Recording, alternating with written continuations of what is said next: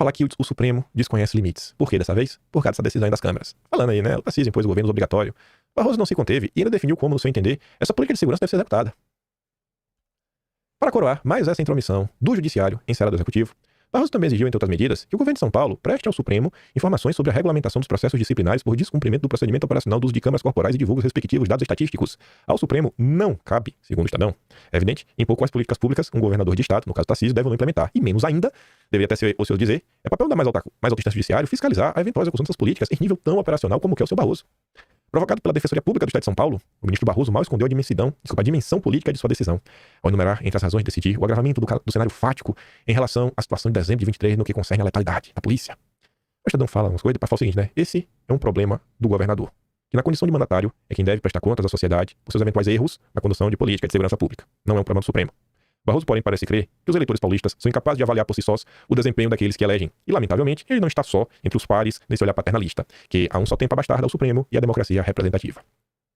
Foi meio tarde isso, né? Essas críticas por parte dos que não chegaram meio tarde. Talvez tivesse chegado na época da nomeação do Ramagem, as coisas pudessem ser um pouco diferentes. Mas vamos continuar sobre essa questão. A gente olhar um pouco do Brasil à direita.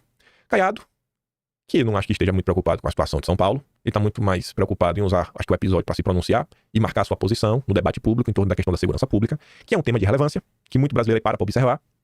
Caiado diz que Tarcísio é alvo de massacre e que crise na segurança em São Paulo é fabricada. É nada.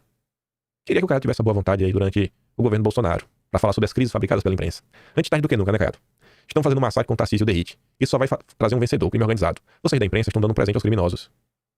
Para o goiano, Derrite faz um bom trabalho e deve ser mantido no cargo. Ele também afirmou que as acusações contra Tarcísio são parte de uma estratégia para facilitar a aprovação do Plano de Segurança Pública enviado pelo governo lá para o Congresso. Tá bom. Você vê aqui os números, né? Difícil falar que não é algo proposital. Estados mais violentos do Brasil. Aqui é o número de óbitos, né? Cada 100 mil habitantes. Olha os números do Amapá, Bahia e Pernambuco. Compara com Distrito Federal, Santa Catarina e São Paulo. Mas não, o problema é São Paulo. O problema é a polícia. O problema é a polícia de São Paulo. Vamos fingir que a imprensa está preocupada, né? Que a imprensa não está pegando casos isolados para criar uma baita confusão, para gerar, né, dividendos políticos para alguém.